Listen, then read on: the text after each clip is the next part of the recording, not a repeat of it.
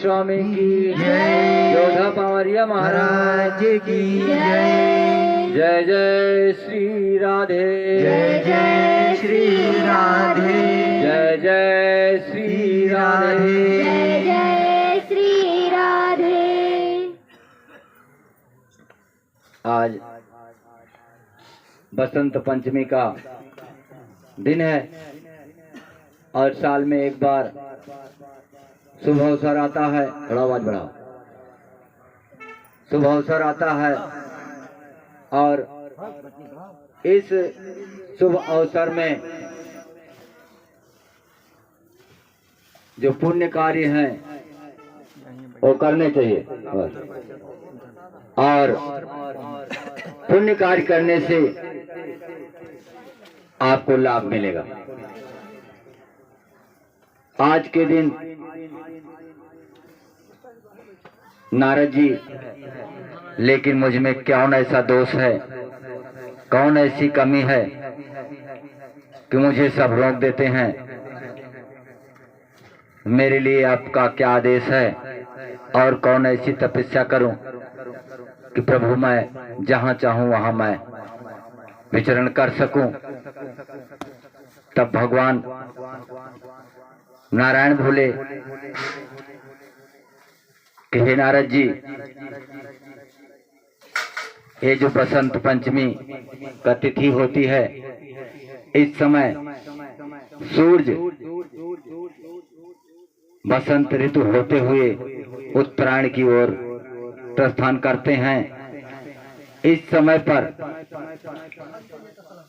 जो भक्त गुड़ के लड्डू और तिल का बना हुआ, गुड़ और तिल का बना हुआ लड्डू जो मुझे और शिव को अर्पण करेंगे, उनको किसी भी लोक में जाने से बाधा नहीं आएगी, वो कहीं भी जा सकते हैं। श्री कृष्ण भगवान की समझ में आ रहा कुछ कि नहीं? आज के दिन जो आदमी गुड़ से बना तिल का लड्डू दान करेगा या कि भगवान शिवलिंग पर चढ़ाएगा या किसी भी मंदिर में राम के या कृष्ण भगवान के या लक्ष्मी नारायण के मंदिर में चढ़ाएगा और उसमें एक सिक्का भी होना चाहिए। क्या होना चाहिए? एक सिक्का होना चाहिए। तो वैसे तो चाहिए कि गुड़ के लड्डू के बीच में सिक्का बना के तब ढेली बनाई जाए। अगर ऐसा नहीं होता तो साथ में सिक्का डाल दो। नियम यही है कि जब लड्डू बनाया जाए तो उसके बीच में सिक्का अंदर कर दिया जाए और फिर लड्डू बना दिया जाए और उस लड्डू को चढ़ाया जाए। अगर ऐसा नहीं होता तो साथ में चढ़ा दो। आज के दिन लेकिन ये करने से बहुत बड़ा लाभ मिलता है और फिर किसी भी लोक में जाने की इच्छा रखो तो वहां जाने से कोई रोक नहीं सकता आपको। अब मान लीजिए कि आपने पूरी तपस्या किया, पूरी तपस्या किया, सारा जीवन आपने दान ही किया, पुण्य किया, अच्छे सत्कर्म किए, गौ ब्राह्मण कन्या तीनों को दान किए और सम्मान दिए, लेकिन कोई कर्म ऐसा आ गया जो आपको स्वर्ग जाने से रोक रहा, तो वहीं पर ये तिल का लड्डू तुम्हारा काम कर जाएगा। फिर आपको रोकने के लिए कोई नहीं रोकेगा। लक्ष्मी नारायण की, शंकर भगवान की। बात समझ में आ रही ना? आप लोगों के आ रहे कि नहीं? कहा तो वह कि यहाँ हम भैरव हटावे तो लड्डू की बात करता, तो यहाँ चढ़ाने के लिए नहीं कह रहा हूँ, शंकर जी को चढ़ाने के लिए। नहीं तो समझा कि बाबा अपने पर इंतजाम लगा होता। शंकर जी की शिवलिंग पर चढ़ाओगे तो आपको लाभ मिलेगा और ये लिखा है अग्नि पुराण में, अग्नि पुराण में लिखा हुआ। तो हमारा काम है आपको बता देना, करना न करना वो आपका काम है। मैंने भी चढ़ा के आया हूँ और 1 किलो लड्डू लेके भी आया हूँ। तो इस तरीके से सब काम करने से आपको लाभ मिलेगा। साल में ऐसे मुहूर्त आते हैं, ऐसे समय आते हैं कि जिस समय का सदुपयोग किया जा सकता है। सिर्फ सही समय की जानकारी हो जाए बस। ऐसे समय आते हैं कि अगर उस समय आप लक्ष्मी नारायण का 10 बार भी जप कर लें तो आप धनवान हो जाएंगे। ऐसा समय आता है, लेकिन पता ही नहीं है तो क्या करोगे? जब आपको पता ही नहीं है तो क्या करोगे? तो पता कहाँ से होगा? जब किसी आप भागवत में बैठोगे तभी तो सुनने को मानोगे, सुनोगे और समझोगे। किसी साधु महात्मा के पास बैठोगे तभी तो ज्ञान देगा, या किसी कथाकार के सामने बैठोगे कहीं भी तब आपको ये ज्ञान मिलेगा। अब आप सबको चोरे समझते हो तो फिर ज्ञान कहाँ मिलेगा? अगर सारे संसार के ब्राह्मणों को, ज्ञानियों को, पंडितों को और साधुओं को सबको चोरे समझते हो तो फिर असली चोर तो तुम ही हो।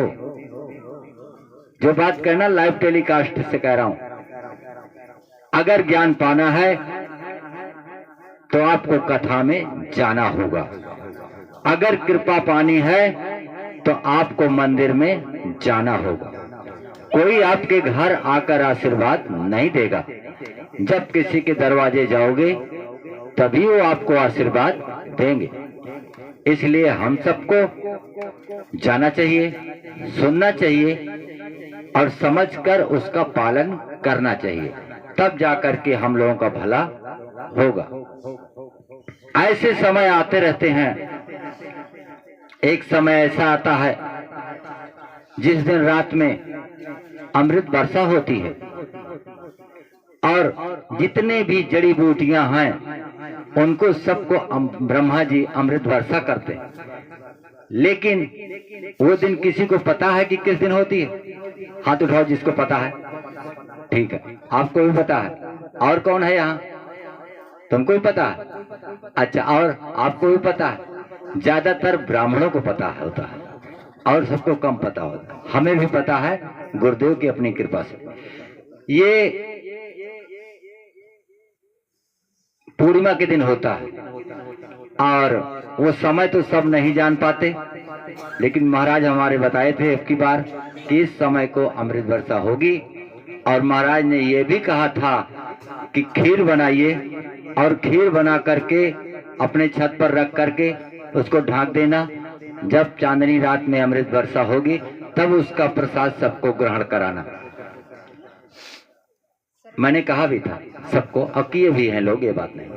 तो इस तरीके से ऐसे ऐसे समय आते हैं कि जो आपके भाग्य को बदल देंगे। लेकिन जब पता होगा तब ना, जब लोग भागवत कथा में जाएंगे तब ना, जब किसी ब्राह्मणों को बुलाकर उनसे सलाह मशविरा लेंगे तब ना। अब सब यही कहने लगे कि नहीं पंडित तो सब चोर है, यहाँ पंडित तो सब ढोंगी ही है। तो सारा ज्ञान तो ब्राह्मणों से उत्पन्न हुआ है। ब्रह्मा जी ने उनसे द्वारा ज्ञान को वितरित करवाया है और कथा भागवत करने का, प्रवचन करने का जो विधान बनाया है उसका पालन हमें करना चाहिए। गौ, ब्राह्मण और कन्या, इन तीनों का जो सम्मान दिया है वो सदा ऊंचाई की ओर बढ़ता ही गया, उसको कोई रोकने वाला नहीं मिला।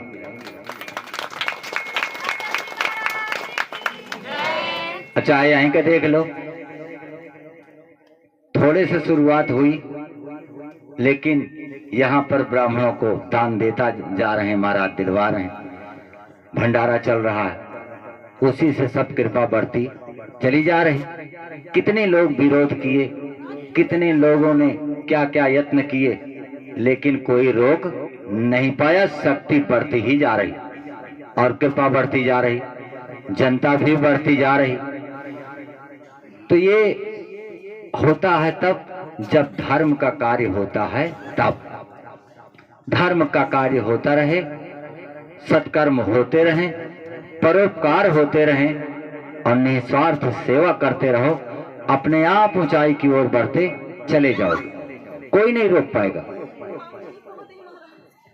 इसलिए मैं सबको यही कहता हूं, और ये बात नहीं कि आप नहीं कर सकते हो, आप भी कर सकते हो, आप भी कर सकते हैं, सब कर सकते हैं। हमारे पास खाने की जतन नहीं थी, खेती होते हुए भी पैदा नहीं होता था। गेहूं खरीद के 50 किलो लाते थे, लेकिन आज इसी दरवाजे पे 500 आदमी भोजन रोज कर रहे हैं। यही महाराज करवा रहे हैं, हम थोड़ी करवा रहे हैं, महाराज करवा रहे हैं। तो वो सत्कर्म हुआ। सत्कर्म कैसे हुआ ये भी बता दें। हमारी माता जी पिताजी अयोध्या में नाम लिए, ज्ञान लिए और हर साल सत्यनारायण का कथा सुनते थे। और उसके बाद उन्हीं के संस्कारों को हम लोगों ने पाया, तो हम लोगों ने भी गुरु किया, ज्ञान लिया। 28 से 29 साल की उम्र में मैंने ज्ञान लिया किसी संत से, और ज्ञान लिया तो उन्होंने ज्ञान दिया, तो सब कुछ जाने समझे, जप किए, तप किए, ध्यान किए, सुमिरन किए। ये बात मैंने अभी तक नहीं बोली, लेकिन आज मुंह से निकल गई। मैं तो अपने आप को मूर्ख ही बताता हूँ कि मैं मूर्ख हूँ, लेकिन ये जो हो रहा है ये सब उन्हीं गुरुदेव और नारायण की कृपा से ही हो रहा है। बोलो लक्ष्मी नारायण की, बोलो राजा बल महाराज की। संगत मिले अनेक फल। कहते हैं कि अच्छी संगत पाने से अच्छे गुण आते हैं। एक फूल कहता है कि संगत मिले अनेक फल, चढ़े महेश के शीस, और हे मित्र मुझे जाने दो अब मजा गंग के बीच। तो ये संगत का असर है। जैसी संगत करोगे वैसे गुण आपको मिलेंगे। एक भावरा था और एक गोबड़ौला, दोनों का एक ही रूप रंग था। वैसे गोबड़ौला भी, वैसे भावरा भी।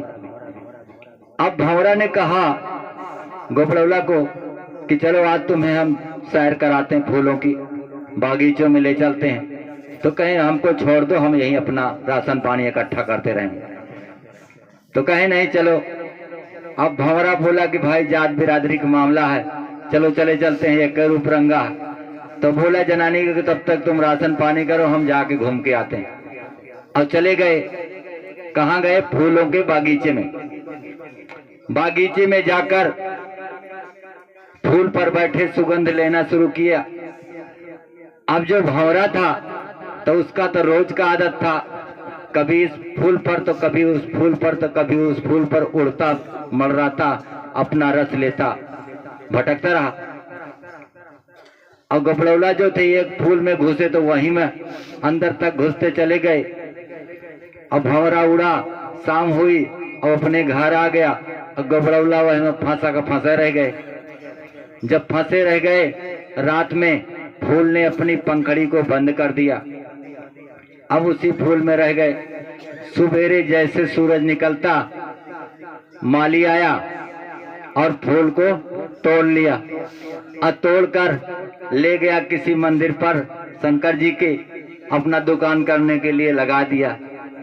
अब कोई हमारे जैसे ग्राहक पहुंचे, कहे भाई दूठी फूल दिया।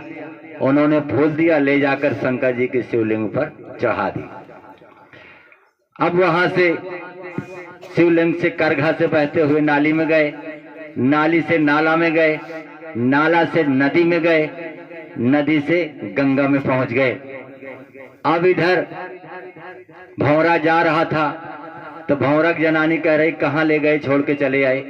कभी नहीं जाते थे, तुम्हारे कहने पर लेकर गए और तुम्हारे कहने पे चले गए और आपने हमारा घर बर्बाद कर दिया। अब पता नहीं कहाँ छोड़ के आए।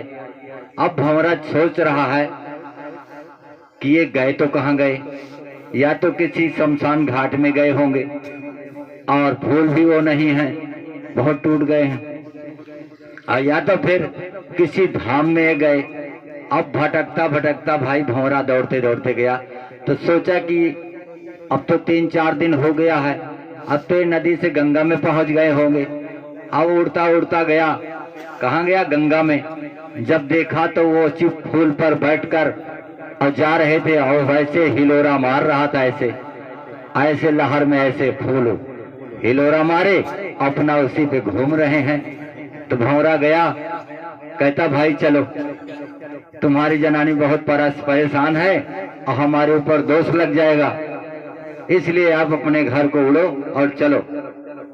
तब उन्होंने कहा कि संगत मिले अनेक फल और चढ़े महेश के शीश, अहे मित्र मुझे जाने दो अब मजा गंग के बीच। उन्होंने कहा कि तुम्हारी कृपा से तो हम शंकर जी के शीश पर चढ़ गए और अब हम गंगा में पहुंच गए हैं, और ये गंगा की धारा महासागर के पहले रुकने वाली नहीं है, अब मुझे वहां तक पहुंच जाने दो।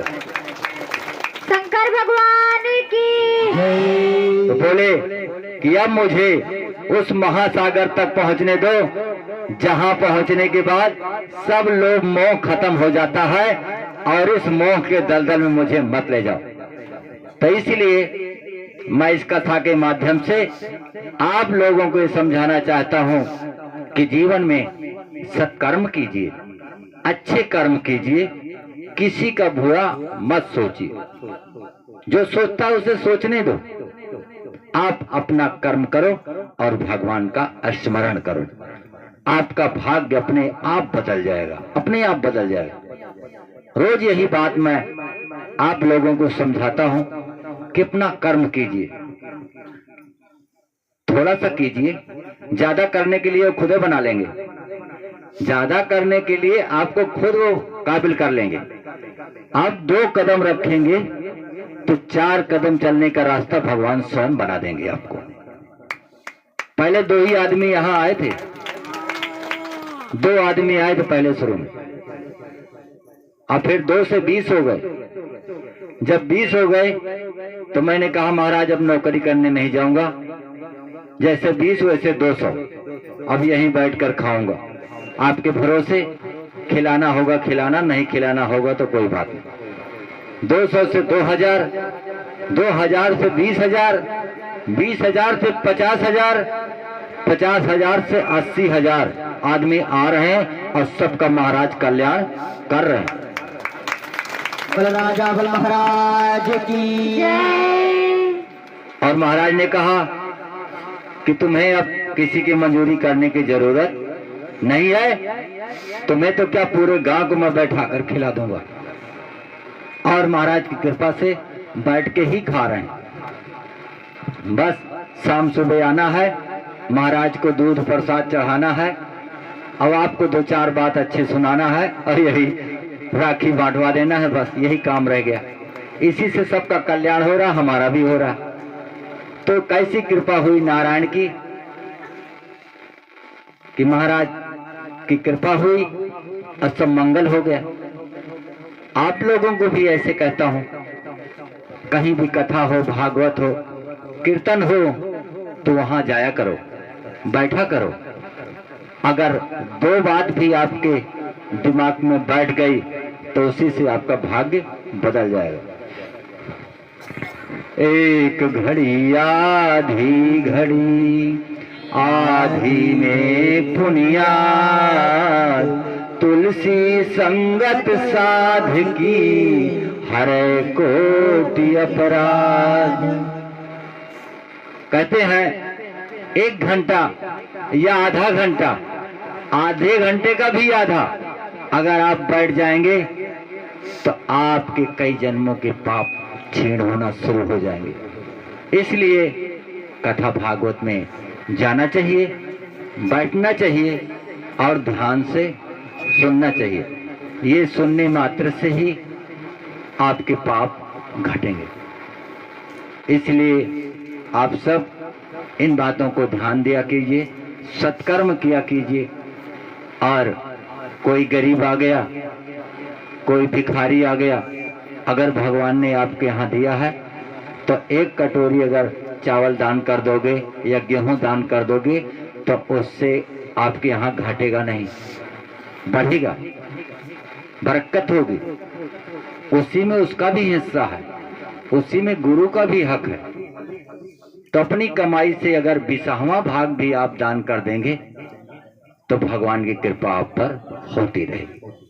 जय जय श्री राधे, जय जय श्री राधे, जय जय श्री राधे। जय जय श्री राधे। आज के दिन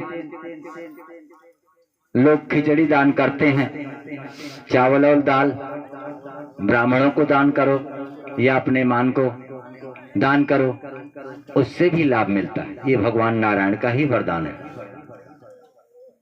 तो इस तरीके से समय का सदुपयोग करना चाहिए, समय का दुरुपयोग नहीं करना चाहिए। ये जो पितृ कहते हैं ना, पितृदोष, पितृदोष के लिए शास्त्रों में बताया गया कि श्राद्ध के समय जो आता है, पितरपक्ष आता है, दूध और जल पीपल के पेड़ पर डालने से आपके पितृ जो हैं शांत हो जाते हैं। और जिनको रात में प्यास लगती है और घबराहट होती है, तो समझ लेना कि हमारे पितृ भूखे ही हैं, हमारे पितृ भूखे हैं, इसीलिए वो परेशान कर रहे हैं।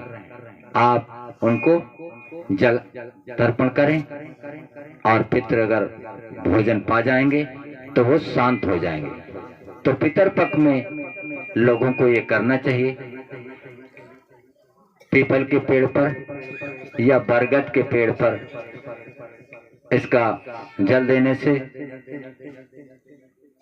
पितृ जो है अपने आप शांत हो जाता है। ठीक है ना? इस तरीके से आप लोग समय का सदुपयोग किया कीजिए। और घर में जो श्राद्ध होती है तो सारा कुछ बनाकर अग्यार करनी चाहिए, तो आग पर सब कुछ खोंट के चढ़ा देना चाहिए, उससे भी पितृ शांत हो जाते हैं।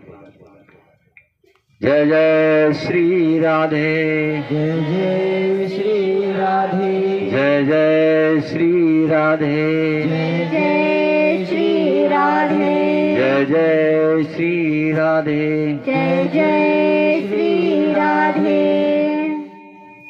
अब मैंने YouTube में देखा था, अयोध्या में जब भगवान राम का प्राण प्रतिष्ठा समय है, 12:29 बताए हैं, तो एक नहीं 1000 ब्राह्मणों ने शोध करके समय निकाला होगा। एक नहीं, वो हजारों ब्राह्मणों ने शोध करके निकाला होगा कि यही मुहूर्त सही है। तो उस समय का सदुपयोग आप लोग भी कर सकते हैं, हम लोग भी कर सकते हैं। अपने घर में उस समय जो आदमी हवन देगा, समझ लो भगवान के मुख में जा रहा है। समझ रहे हैं कि नहीं? या उस समय कोई आदमी भगवान नाम का जप जो करेगा तो सीधे उनकी आवाज वहां तक जाएगी। उस समय कथा सुन रहे हैं या प्रवचन सुन रहे हैं या कोई दान का काम कर रहे हैं या कोई कीर्तन में बैठे हैं, तो समझ लीजिए कि समय का सदुपयोग आपने किया है। बात समझ रहे कि नहीं? और उस समय अगर चोरी कर रहे हैं तो 1000 गुना पाप लिखा जाएगा, यह भी समझ लेना। कोई भी गलत काम करेंगे तो 1000 गुना पाप लिखा जाएगा। और ऐसे भी पाप लिखे जाते हैं जो अक्षम्य होते हैं, जिसका क्षमा होता ही नहीं है, कोई नहीं काट सकता उसको, ऐसे भी पाप होते हैं। इसलिए ऐसे समय का सदुपयोग करना चाहिए, दुरुपयोग नहीं करना चाहिए। और ये ज्ञान कहां से आएगा? जब अच्छी जगह पे बैठोगे तब। समझ रहे हैं कि नहीं? इसलिए हम सभी लोगों को, ये मैं नहीं कहता हूं कि हम बड़का विद्वान हैं, हम भी उसी में हैं, आप में सब में एक ही जैसे हैं। हमें भी करना चाहिए, आपको भी करना चाहिए। ठीक है कि नहीं? और भगवान का सहारा लो। राम को भुलाओगे तो हनुमान चले आएंगे। हनुमान आएंगे तो कहेंगे काहे भाई चिल्लाती, आप पहले हम ही निपट ली था।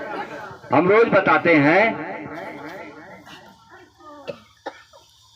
कि पानी पिए अघाई के और हंसे ठठाई के, सारा रोग भाग जाए चिल्लाए के।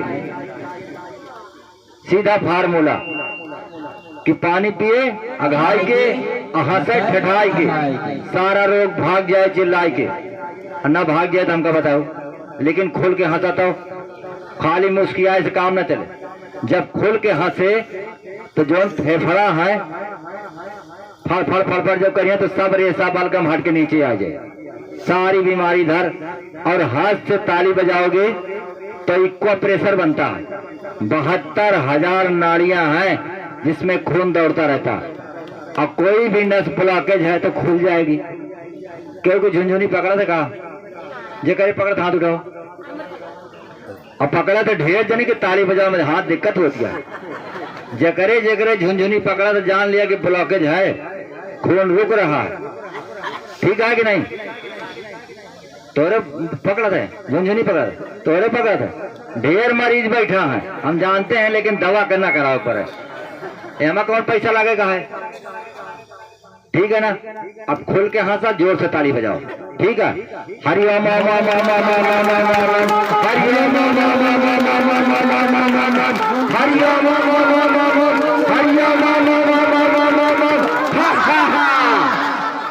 जोर से ललकार के हंसे एक दाएगी। और तीसरा फायदा यह हंसने से कि 2.5 घंटा तक टेंशन मुक्त, डिस्प्रेशन मुक्त। 2.5-3 घंटा टेंशन आ नहीं सकती, किसी को नहीं आ सकती। एक बार अगर खुल के हंस लिए तो 3 घंटा तक मुस्कुराते रहोगे। न नैहरे की चिंता, न ससुरे की चिंता, न खेती की चिंता, न नौकरी के, काय को टेंशन नहीं रहेगी। और 3 बार दिन में खुश के हंस लिए ना तो आधी बीमारी तो ऐसे भाग जाए, आधी बीमारी तो ऐसे ही भाग जाएगी। ठीक है कि नहीं? हंसो तो खुल के हंसो। हम तो ये भी कहते हैं कि क्यों औरत वह तरह हो मजाकिया का अपन सखी बना लिया। जब बैठा तो हंसावे तो कम से कम खुल के, और खुल के हंसा और उसके बाद अपन काम करे चलिए। जाना कि आधी बीमारी तो वह हटा दी। कोई मजाकिया आदमी हो के लगे बैठ जा, ऐसे मजे के बाद खोले के हंसाई और कस के ठुठाई के हंस लिया 2-4 दाएं बस। यहाँ तक कि लोग हंसने के लिए पैसा दे के टिकट करते हैं। राजू श्रीवास्तव हरिन है और 2 हैं तमाम जो हंसाते हैं खाली। तो फिल्मी दुनिया वाले 20-20 हजार के टिकट ले तो हंसे जाते हो। आप लोग जानते हैं नहीं जानते? काहे बरे कि हंसे से बीमारी हट जाती है, डिस्प्रेशन हट जाता है, टेंशन मुक्त हो जाता है आदमी। और वही चीज हम फ्री में देते तो नहीं लेते, कहते पैसा नहीं मांग रहे हैं, फ्री में हम आपको बीमारी हटा रहे हैं। आपको टेंशन हम नहीं दे रहे हैं, टेंशन हटा रहे हैं।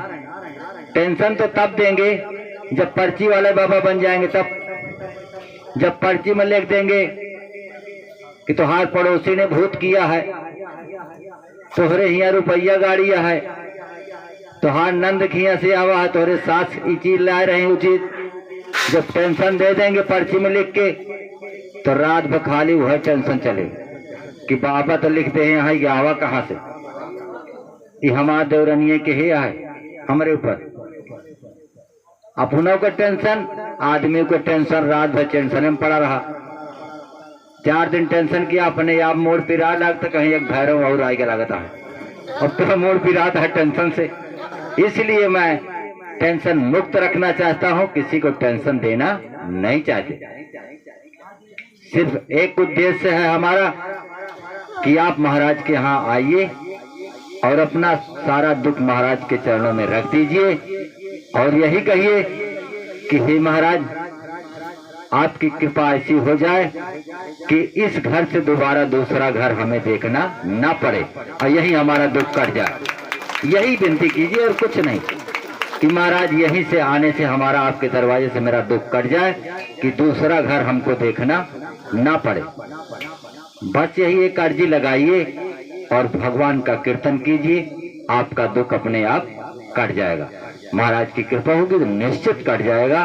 आज तक जितने लोग आते हैं आए हैं, हम भुलाने नहीं गए हैं।